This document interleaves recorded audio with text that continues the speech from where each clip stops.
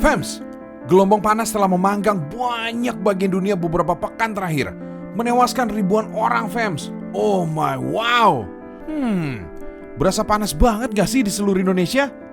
Bahkan di Jakarta aja, Fams, tanggal 8 Agustus lalu mengalami peningkatan suhu yang panasnya mencapai tertinggi 33 derajat Celcius, Fams, dengan kelembapan antara 65 sampai 95%, Fams. Jadi dengan kondisi ini, kudu menjaga stamina dan mencukupi cairan tubuh. Caranya, ya makan buah. Ini dia buahnya. Oh my wow.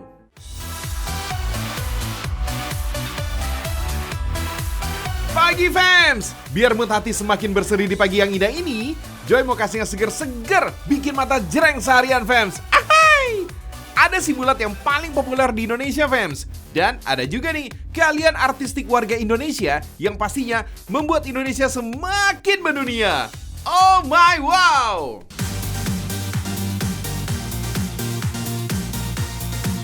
Bukan melo nih, Fams, ini jeruk pomelo yang juga akrab disebut dengan jeruk Bali. Jeruk ini jadi salah satu jenis jeruk yang paling populer di Indonesia. Jeruk ini punya ukuran yang cenderung lebih besar daripada jenis jeruk lainnya, seukuran bola sepak, Fams. Sesuai namanya, pasti banyak mengira kalau jeruk ini berasal dari Bali dong. Nyatanya, bulatan merekah ini bukan buah asli Bali, Fams. Namanya doang Bali loh. Si pomelo ini merupakan buah asli Asia Selatan dan Asia Tenggara. Selain ada di Indonesia, buah ini mudah didapatkan di negara macam Vietnam, Thailand, India, sampai Australia Utara. Kalau di Indonesia sendiri, jeruk Bali ini juga bisa ditemukan di Kabupaten Pangkajene dan Kepulauan Sulawesi Selatan. Di sepanjang Jawa Timur juga banyak, Fams. Jeruk yang dikenal dengan ukuran yang besar ini ternyata bisa tumbuh subur di lahan gambut, Fams. Kalau lagi musim panen, yang datang bukan sekelas mobil pick up aja, Fams. Jejeran truk pada ngangkut jeruk ini semua. Tapi cuma dari bulan Desember sampai April aja tuh. Oh iya, konon katanya jeruk jumbo ini awalnya punya harga yang murah kalau dibelinya langsung di Bali dibandingkan dengan kota lain. Jadi beberapa orang beranggapan kalau jeruk ini emang asli Bali, Fams. Oh gitu toh. Ada juga di pendapat yang bilang kalau dulunya ada bule yang memperkenalkan jeruk ini ke masyarakat Bali. Makanya jadi meluas kalau jeruk ini berasal dari Pulau Dewata, Fams.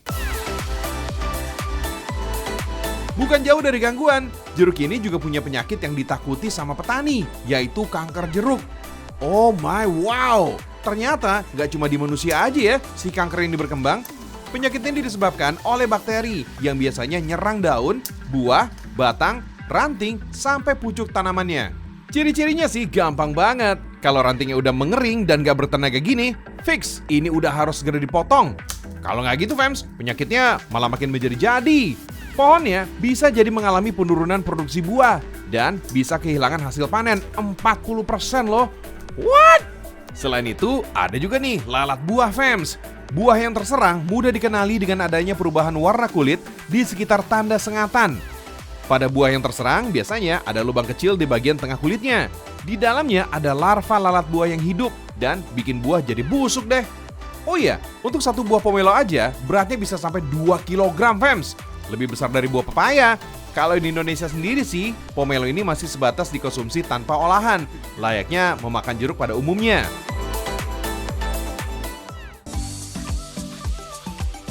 Tapi kalau di Thailand, ada 4 rasa bumbu utama nih yang bisa didapetin. Ada manis, asam, asin, dan pedas. Olahannya juga udah mulai beragam, Fams. Yang paling simpel dan bahannya bisa dengan mudah didapatkan di Indonesia ini adalah olahan salad pomelo. Fams, buah jeruk Bali ini terkenal punya rasa yang manis dengan ciri-ciri kulitnya yang tebal berwarna hijau kekuningan. Daging buahnya sendiri punya warna yang beragam, mulai dari putih transparan sampai merah muda. Kandungan air pada jeruk ini terbungkus pada bulir-bulir jeruk dan nggak terkandung di luar bulir. Jadi kalau jeruknya dibuka pakai tangan, kandungan airnya nggak keluar seperti jeruk pada umumnya. Oh iya, makanan Thailand juga kaya akan produk lautnya, Fams. Salah satunya adalah udang.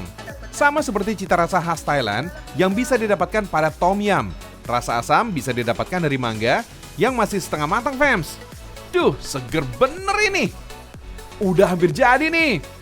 Proses bikinnya juga nggak pakai lama, Fams. Kurang dari 30 menit. Salad Thailand udah nangkring nih dalam perut. Kalau masih kurang asam, santai. Masih ada kekuatan jeruk nipis, fams. Bisa banget loh jadi rekomendasi camilan sehat siang kamu. Fams, kalau bulir jeruknya bisa dimakan secara langsung atau dijadikan campuran pada rujak dan salad. Kalau kulitnya tebal, bisa juga diolah jadi makanan, fams.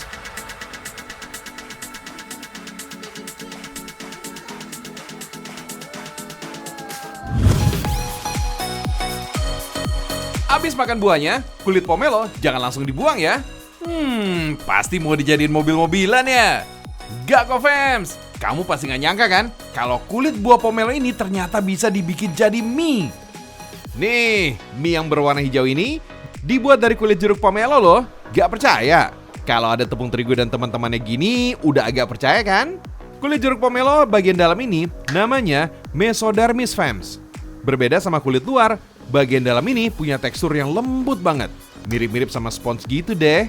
Untuk menghilangkan rasa pahit alami kulit jeruknya, harus direndam dulu minimal 3 jam. Lebih baik sih 1 hari penuh, biar teksturnya jadi lembut lagi. Oh iya, harus pakai air garam ya, biar bakterinya nggak masuk ke dalam mesodermis. Selain itu, garam bisa menjaga tekstur mesodermis, supaya teksturnya nggak hancur, fams. Lanjut ya, fams. Membuat mie ini sebaiknya menggunakan terigu protein tinggi. Tekstur yang dihasilkan jadi lebih kenyal daripada tepung dengan protein rendah. Ada juga tambahan baking soda untuk mengembangkan mie-nya ya. Campur sampai teksturnya kalis, atau adonannya udah nggak lengket di tangan atau di wadah. Nah, kalau udah kelihatan bentuk mie-nya, langsung dikukus 3 menit sampai warna menggelap. Tahu dong, kalau makanan basah itu umurnya nggak tahan lama, fams. Jadi, mie-nya ini harus dikeringkan dulu. Kalau lagi musim panas, bisa pakai tenaga matahari. Tapi, kalau udah mulai masuk musim hujan, wah, ini harus pakai oven, fams. Kalau tekstur mie-nya ini udah berubah jadi kaku dan mengering, langsung di-packing.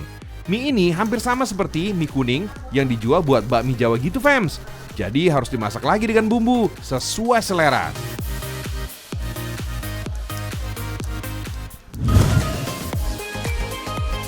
Olahan buah pomelo yang satu ini juga gak kalah nyegerin, fams. Selain enak, kuah sup pomelo yang hangat bisa ngilangin masuk angin. Apalagi di dalamnya terdapat rempah Nusantara. Mantul. Anyway, gimana cara bikinnya ya?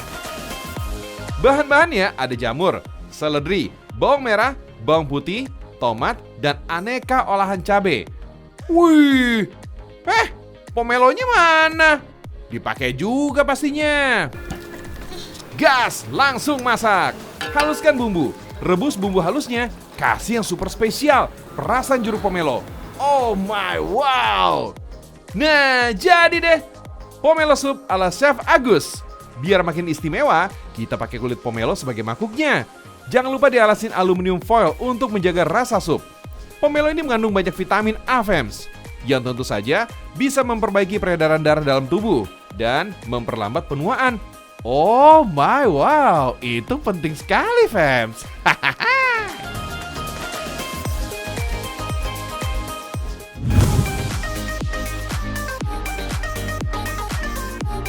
Kalau tadi dibikin sup, fams, kali ini si merah berair ini kita buat ikan bakar saus pomelo. Pomelo memiliki banyak nama. Di negara lain, fams, ada yang menyebutnya sad dog, lemon Bali, grapefruit China, dan Citrus maxima atau Citrus grandis karena ukuran yang gede. Aduk-aduk saus yang baru kita buat, fams, sampai apa? Merata. Giliran pomelonya masuk nih. Suir bulir-bulir jeruk pomelo, lalu masukkan ke dalam bahan-bahan saus tadi sambil diaduk. Nah, kalau ikan bakarnya udah ready, tinggal siram dengan saus pomelo yang barusan kita bikin. Widih, sungguh tersiksa nih perut, fams, lihat masakan seger kayak gini. Yang lagi flu, fams, makanan olahan ikan pakai saus pomelo, ibarat ketemu jodoh yang saling melengkapi nih, fams. Pomelo memang sakti bikin anti melo. Hehehe, cakep.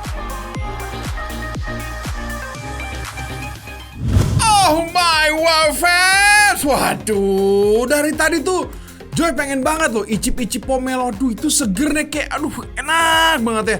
Apalagi pas sudah ini di ikan bakar. Waduh, mak, bener-bener.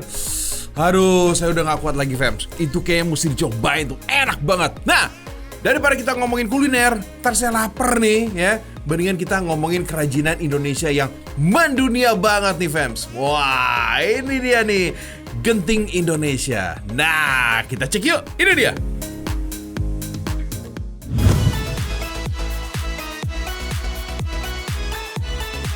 Ini dia fams, mural terakota cantik yang sekarang sering menghiasi ruang-ruang terbuka, tempat warga menghabiskan waktunya. Yap, betul, alun-alun Majalengka ini contohnya.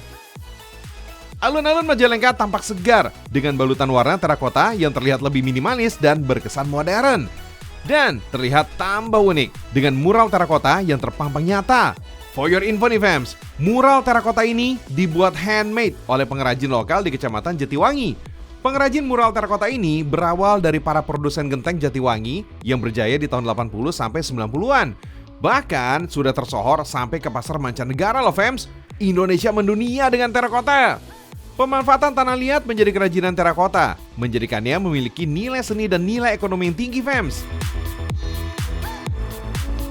Proses pembuatan mural terakota ini benar-benar dilakukan secara handmade, satu persatu secara detail. Mulai dari pencetakan dengan berbagai ukuran, hanya dilakukan dengan cetakan dan alat bantu sederhana. Proses berlanjut ke pembentukan motif. Sebelumnya, motif sudah ditandai di atas tanah liat. Kemudian, tinggal dikerok aja fams, dengan alat sederhana juga. Karena tanah liatnya masih basah dan lembek, jadi proses pengerokannya juga terbilang mudah.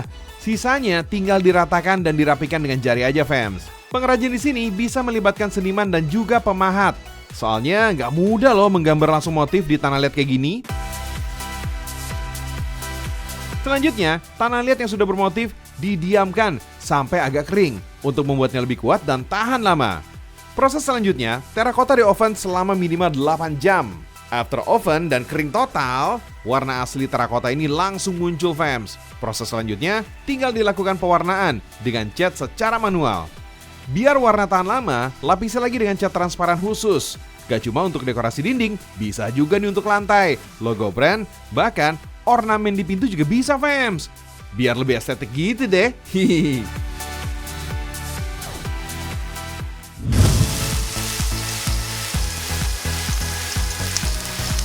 Fams, ternyata menurut penelitian, makanan yang dimasak dengan tanah liat kaya kandungan mineral fams, seperti zat besi, fosfor, kalsium, magnesium, dan lainnya.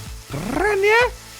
Makanya, sekarang menjamur tuh sambal yang dimasak langsung di atas cobek. Oh my wow! Oh iya, ini bukan sembarang sambal fams. Sambal ini berasal dari Kalimantan. Iya, sambal gami, yang menjadi salah satu sambal khas Bontang, Kalimantan Timur. Sambal digoreng di atas cobek, serta disajikan dalam kondisi panas. Emang nggak salah kalau antriannya mengular fams. Soalnya, keunikan yang ditawarkan oleh sambal ini fams, sambal disajikan di atas cobek yang masih panas dan masih terlihat letupannya. Oh my wow! Jadi, pembeli perlu berhati-hati saat menyantap sambal ini biar nggak kepanasan fams. Udah kepedesan, kepanasan, ribet kan? Sambal ini terdapat cukup banyak potongan tomat dan bawang, sehingga bisa menambah kenikmatannya saat disantap. Pembeli juga bisa memilih tingkat kepedesannya fams, mau yang biasa, pedas, atau sangat pedas. Penjual juga akan menyesuaikan banyaknya cabai yang digoreng. Biasanya sih, masyarakat Bontang menambahkan ikan sebagai proteinnya. Yang paling umum sih fams, mereka menggunakan ikan bawis. Kalau di sini, kamu bisa pesan segala jenis ikan, mulai dari ikan gurame sampai cumi-cumi dengan campuran pete. Kalau yang alergi kuliner laut, ada menu ayam goreng yang bisa dipilih kok. Tenang. Tempe atau tahu? Ya jelas ada. Terong goreng juga ada. Apapun jenis proteinnya, rasanya tetap nikmat fams. Sambal kami biasa tersaji dengan menu sehari-hari. Paling enak, sambal ini dihidangkan bersama nasi hangat dengan sepotong terong, kol, tempe, dan lauk sesuai selera pembeli. Kalau soal harga, wah ini nggak perlu khawatir fams. Harga yang ditawarkan masih relatif ramah di kantong. Atau berada di kisaran Rp5.000 sampai Rp40.000, tergantung dari jenis laut yang dipilih. Di Kota Malang, kuliner seakan nggak ada habisnya fams. Malang selalu menyimpan stok aneka kuliner yang perlu dicicipi, baik oleh masyarakat lokal ataupun pendatang. Oh my wow, sambal memang ciri khas kuliner Indonesia yang mendunia fams.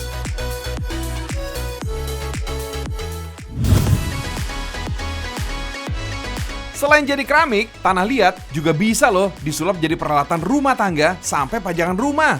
Kebanyakan sih dijadikan kerajinan gerabah, fams. Desa Melikan, Bayat, Klaten, terdapat sentra gerabah yang sudah mendunia, yaitu gerabah Bayat. Kualitasnya, jangan diragukan lagi, fams. Oke punya. Dari dulu, warga di Desa Melikan berprofesi sebagai pembuat gerabah. Hampir 90% warganya menggantungkan hidup dari pembuatan gerabah tradisional, fams. Sebelum dibentuk, tanah yang sudah siap diolah harus diinjak-injak agar teksturnya lentur. Cara mengecek tanah yang sudah lentur, ambil sedikit tanahnya, pukul-pukul, lalu digulung seperti ini. Tuh lihat, fams, lentur kan? Dan tidak mudah putus. Tandanya tanah siap untuk diolah menjadi gerabah. Potong sedikit tanah menggunakan benang supaya rata. Padatkan tanah, lalu taruh ke atas pelarik. Hayo, kira-kira gerabah siapa ya yang paling bagus? Hehe. Tinggal dibentuk sesuai keinginan. Tekan tanah dengan kedua tangan sambil diputar pelariknya menggunakan kaki seperti ini, fams. Oh iya, fams, hampir lupa nih. Berbeda dengan daerah lain, pelarik atau alat putar gerabah di sini bentuknya miring. Kira-kira kenapa ya? Dulu kebanyakan pengrajin di Desa Melikan, Bayat adalah perempuan. Dan pakaian yang selalu mereka pakai saat beraktivitas adalah kain jarik lengkap dengan kebayanya. Nah, agar terlihat sopan, pelariknya sengaja dibuat miring. Jadi, kaki para pengrajinnya dapat lurus menyamping seperti ini nih. Kaki kiri bertugas untuk menggerakkan pelarik, sedangkan kaki kanan bertugas untuk menahan beban tubuh supaya seimbang. Fams, Desa Wisata Melikan memang terkenal dengan kerajinan gerabah. Tapi sayang, pengrajinnya udah semakin berkurang tuh. Soalnya anak muda di desa ini lebih memilih profesi lain dibandingkan menjadi pengrajin gerabah. Untuk mengatasi masalah ini, masyarakat membuat wisata edukasi gerabah yang dibuka setiap hari. Jadi siapa aja yang mau belajar membuat gerabah bisa langsung datang sini ya, fams. Ayo, lestarikan kerajinan khas Indonesia agar Indonesia mendunia.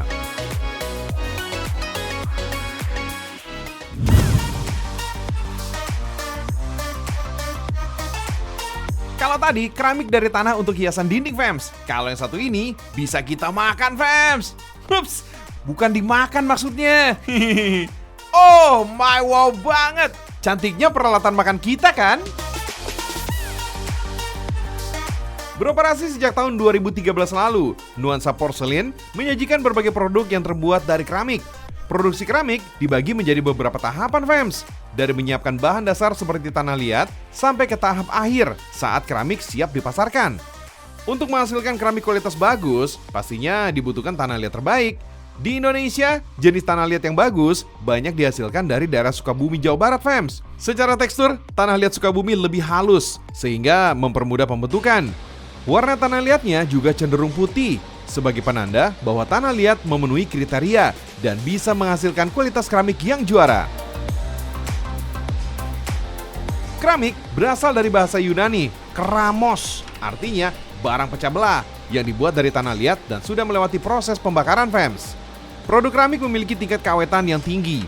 Dua hal yang membuat keramik tidak awet, fams. Pertama, pecah terjatuh. Kedua, karena dicuri orang, fams. Iya kan? Cus, fams, kita keringkan dulu nih keramik-keramik yang sudah halus ya. Proses pengeringan membutuhkan waktu paling cepat 1 hari. Lalu ke tahap pewarnaan, fams. Pewarnaan sendiri dibagi menjadi 2. Ada proses penyemprotan, ada juga dengan sapuan tangan. Tergantung permintaan konsumen, fams. So, move on ke adegan panas, fams. Wait, jangan buruk sangka dulu. Disebut adegan panas karena kita masuk ke tempat pembakaran. Untuk menghasilkan produk keramik terbaik, pembakaran dilakukan dalam suhu yang mencapai 1200 derajat Celcius. Oh my, wow! Selanjutnya, masuk ke tahap pengecekan kualitas untuk memastikan barang keramik yang dihasilkan benar-benar yang terbaik. Dalam sehari, tempat produksi keramik ini bisa menghasilkan hampir 2000 potong, fams. Selain Indonesia, beberapa negara juga jatuh hati dengan keramik Salatiga. Sebut saja Arab, Uni Eropa, India, hingga Singapura. Mantap! Oh iya, fams, ada tips nih untuk memilih produk keramik terbaik. Pertama, sentil bagian permukaan keramik. Jika berbunyi nyaring seperti gelas, itu artinya kualitas keramik terbilang bagus. Biasanya keramik yang baik gak mudah pecah, fams. Kedua, tekstur keramik padat dan tidak memiliki pori-pori. Ketiga, warna keramik menyala, fams. Karena proses pembakaran keramik dilakukan sesuai standar, sehingga jenis warna jadi meresap. Oh iya, fams, mumpung masih ada di lokasi pembuatan keramik, kita sekalian belajar nih menata peralatan makanan dari keramik. Untuk makan tradisional, usahakan produk keramik memiliki warna kontras, biar tampilan makanan jadi elegan. Agar tampil semakin apik, nah kamu bisa nih memilih bentuk keramik yang unik, fams. Sekedar info ya, fams, para pakar kesehatan merekomendasikan peralatan makan dari keramik karena keramik tidak menyerap zat-zat kimia yang terlarut dalam makanan. Keunggulan lainnya, peralatan makan keramik ini juga punya desain yang elegan, antik super cantik. Oh my wow!